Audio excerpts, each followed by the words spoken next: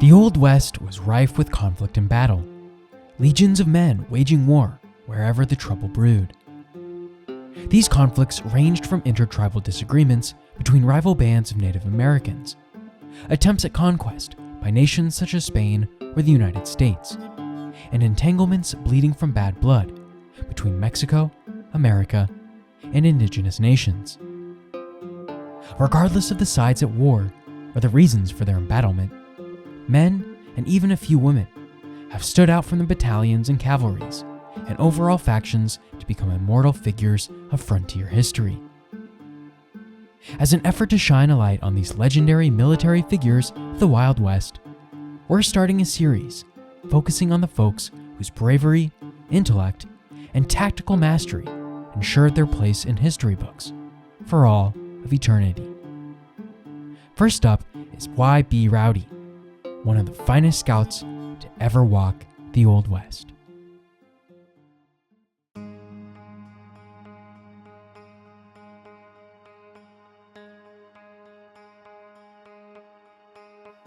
Y.B. Rowdy was born circa 1862 in the Tocopaya band of the Yavapai tribe in Arizona Territory. Much of his early life is unknown, including his parents and much of his upbringing. He traversed the arid deserts and mountainous regions as a young boy, learning to live off the Arizona land until it became his second nature. On January 28, 1880, he found employment with a local horse ranch, working as a herder for 9 months until September. For the next year, his whereabouts are undefined. However, some believe he took part in the mutiny of Apache scouts at Sebecu. There are no historical documents to suggest this is true, as he had not joined the US military until the following autumn.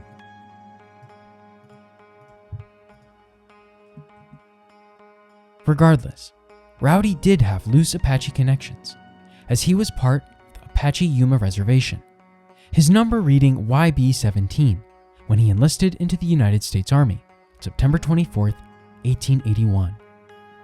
It's thought this signifier gave birth to his first name initials. Upon his enlistment, Rowdy was considered a passionate, extroverted fellow, without an ounce of fear in his bones. He spoke in his native Yavapai tongue, a language undetected by the Bluecoats of Arizona Territory. When they asked where Rowdy came from, he most likely declared Abaha, a Yavapai phrase translated to "from the people." The enlistment clerk, without time to double-check the response, probably thought Rowdy said Apache, thus forming the century-old belief Y.B. Rowdy was of White Mountain Apache descent.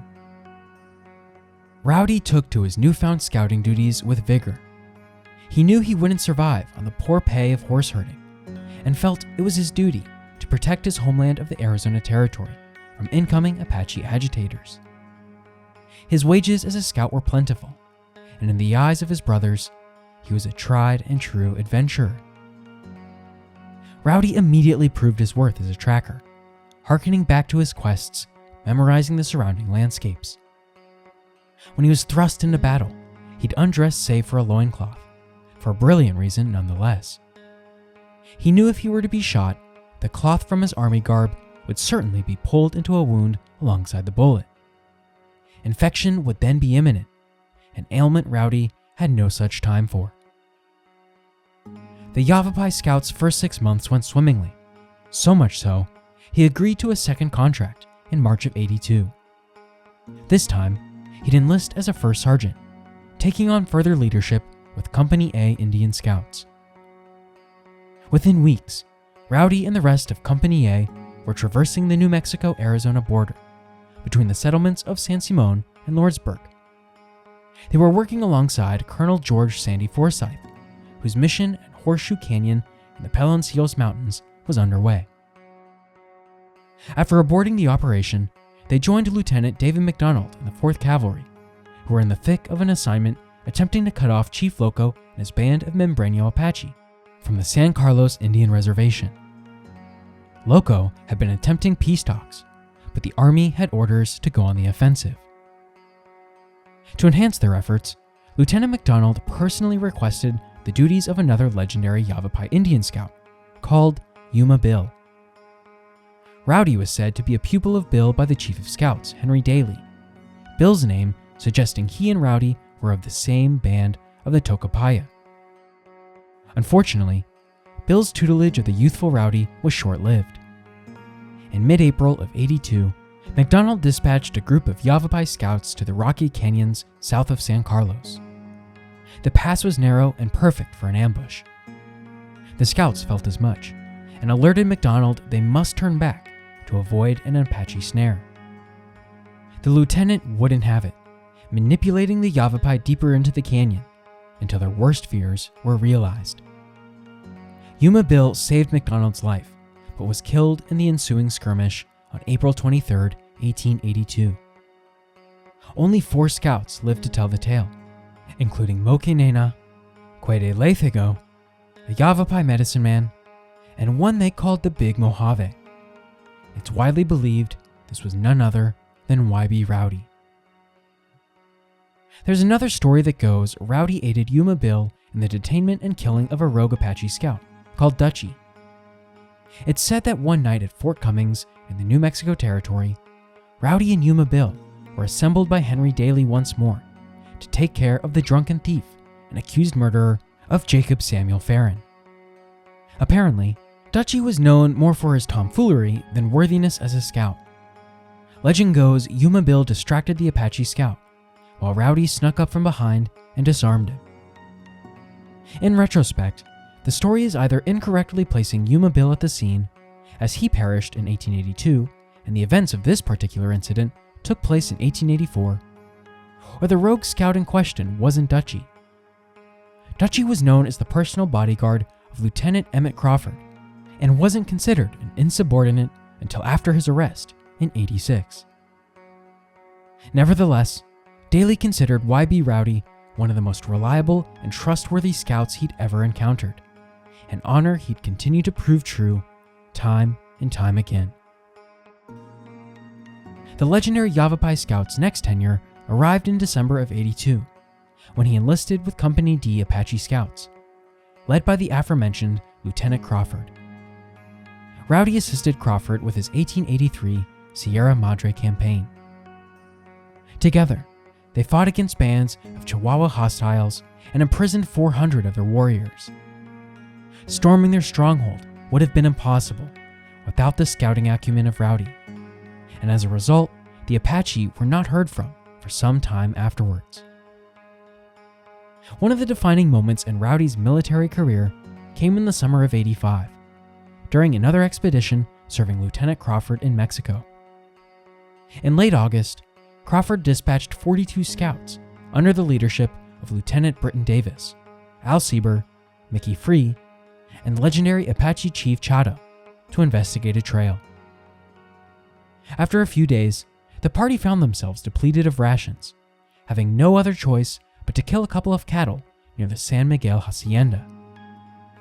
They were supposed to send word of their progress back to Lieutenant Crawford, but when notice never arrived, Crawford grew worried and sent another scouting party to find them. This second faction was led by Lieutenant C.P. Elliott and a crew of 8 Apache scouts, themselves commanded by YB Rowdy, now a first sergeant. The 9 men trekked through Mexico with rations in tow, unknowing that a division of Mexican soldiers had been tailing the Americans. The Mexicans revealed themselves on August 23rd. With rifles cocked and Elliott cornered, the Mexicans asked why their cattle had been slain. Elliott admitted the army had slaughtered the cows for their beef, but took the coward's way out and declared the Apache scouts positioned behind the hillsides had killed 3. Elliott's improv saved his skin for the time being, but the Mexicans were still none too pleased. They demanded the Apache scouts reveal themselves from behind the rocks, asking for their surrender, or else. The scouts were anxious, not wanting to come out of hiding without an order. Elliott again proved no help, stating he couldn't speak Apache and thus couldn't wave the white flag. Luckily, Rowdy was quick on his feet and convinced his fellow scouts to slowly surrender before bloodshed could commence. one by one, the Apache scouts listened, albeit with much hesitation. They placed their rifles and belts on the rocky terrain, staring at the Mexicans with obvious disdain in their eyes. It would later turn out the Mexicans were heavily intoxicated. Elliot, Rowdy, and the rest of their men were tied up and butt-stroked when they didn't heed the Mexicans' orders. Again, Rowdy remained calm, asking his scout brethren to follow his lead and listen, without provoking their short-tempered adversaries. They were promptly taken to San Buenaventura, where the townsfolk jeered and spat in the faces of the Apache. Not only were they prisoners, they were hated to the depths of the city's core. That night, Rowdy and company pried their eyes open, refusing to sleep. They probably wouldn't have been able to even if they tried though, terrified of a lynch mob descending upon the jailhouse. They readied themselves, staying on alert for the first sign of trouble, which luckily never arrived. Instead, they were greeted by Lieutenant Davis, who showed up the following day after receiving word of their plight from an escaped messenger. Davis, a Spanish speaker himself, worked out the ordeal with the now sober Mexican leadership. Rowdy and the others were freed, all thanks to the Yavapai scouts' unquestioned intelligence and wisdom. C.P. Elliott would later be quoted as saying, "I owe my life and ultimate safety of my small command to Sergeant Rowdy." Later that year, Rowdy rejoined the scouts of Company A, reporting to Captain Wirt Davis in November of '85. The following May of '86, he took part in the final campaigns, cracking down on the cunning Geronimo and his final surrender. However, the specifics of these endeavors are lost to history, at least as they pertain to Rowdy's involvement. While Geronimo's imprisonment marked the end of the Apache Wars as they're officially known, minor hostilities by Apache renegades continued to plague frontier society. Many of the Indian scouts were relegated to work on the newly minted reservations, protecting their stock and policing white farmers who encroached on their lands. YB Rowdy, though, proved too valuable an asset to end up as a civilian guide, a ration administrator, or general handyman. Rather, his skill sets were needed as rogue marauders made their names known in the still Wild West.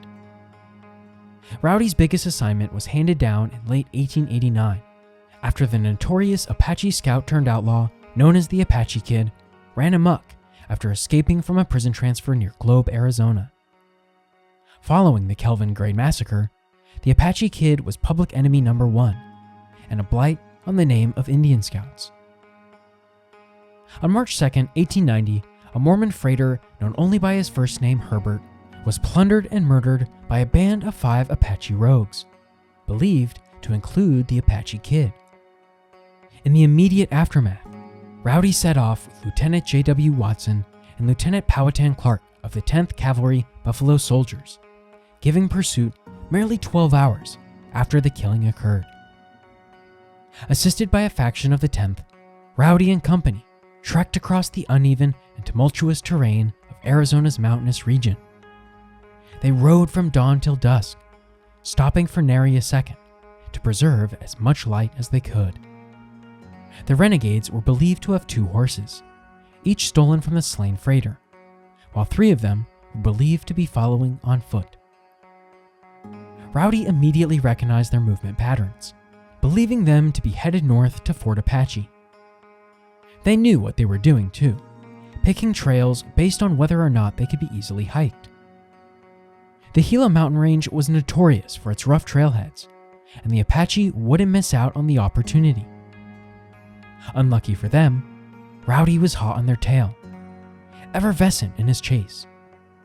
He essentially dragged his cavalrymen behind him, refusing to rest and let the renegades find their freedom. The Arizona terrain was no match for the man who grew up ascending its mountains, the land as familiar as the back of his hand. Eventually, Rowdy's fellow officers could do nothing but admire his endurance. Lieutenant Watson later journaled his perspective of their 1890 manhunt, writing high praise for Lieutenant Clark and the Yavapai sergeant. He wrote as follows: Clark was a typical cavalry officer, an expert rider who could do anything with a horse, energetic, dashing, bold to the point of utter recklessness, and fond of field service. Chief among the scouts, and most faithful of them all, and one of the ablest and pluckiest, was Rowdy, then a sergeant. He was young in years, only about 28 then, but old in Indian wars, and loved campaigning and fighting and killing, even better than he loved whiskey. Ultimately, Rowdy and the Buffalo Soldiers were too masterful in their pursuit for the 5 rogue Apache to overcome. The search party finally pinned them down after a 200-mile misadventure, right in the heart of the Salt River Canyon. Salt River, however, might have been the most rugged leg of their journey thus far, with boulders and bluffs and broken crags not only making passage intolerable, but providing camouflage for the savvy Apache. The 10th Cavalry, now joined by members of the 4th as well, were disheartened. They'd come this close to ensnaring their targets, but the dangers involved with penetrating the canyon any deeper and being ambushed by the Apache discouraged them greatly. Of course, Rowdy knew exactly how to persuade them on the contrary. Lieutenant Watson later remembered it as such. The scouts became disheartened and discouraged, and would sit down or lie down and rest instead of looking for the trail. Appeal had to be made to their sensibilities. Rowdy was fond of notoriety, and he was told how all the papers would talk of him if he captured the hostiles, how he would be praised for his good work, even in Washington, how all the people in Arizona would know of him and thank him, and last but not least, of the large reward and money the scouts would get if the murderers were caught. With newfound optimism and motivation, Rowdy and company were ready for an offensive. Watson was adamant none of his men be slain after sacrificing so much to reach that point in the first place. To minimize the risk, the scouts undressed, including their moccasins, and pulled their hair into ponytails. When the shooting started, all the cavalry could see plumes of smoke from the hostiles' firing positions. They were so well disguised by the red rock, approaching them all at once was impossible. Watson engineered his men to shoot back in a crossfire, trapping the Apache and making their capture just a bit easier. Rowdy and Clark, meanwhile, bull rushed the closest renegade, using a massive boulder between them and the Apache as a makeshift barricade. The renegade in question, however, wasn't aware of their approach and continued firing at the cavalry. Rowdy took his chance and aimed his rifle square at the patch of skin. With a single shot, the body went limp, and the sergeant's scout's eyes went wide. He immediately canvassed the canyon for another sign of the Apache and located another hidden hostile.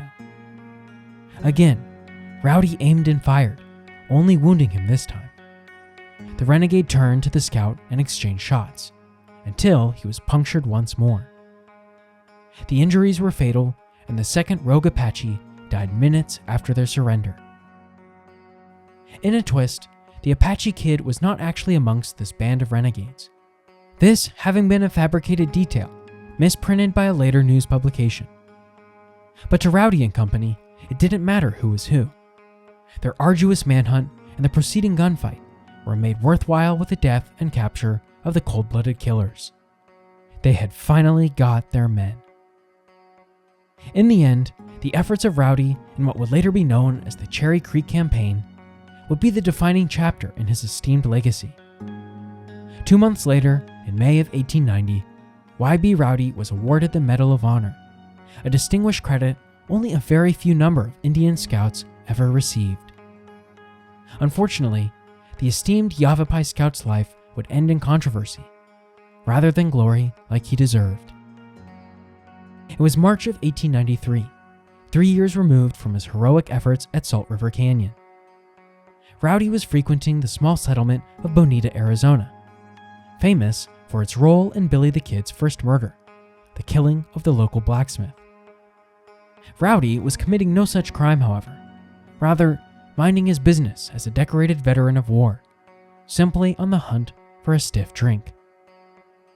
Bonita was well known for its seedy characters and inglorious vices, It sat only several miles south of Fort Grant, the outpost disallowing saloons, gambling halls, and brothels.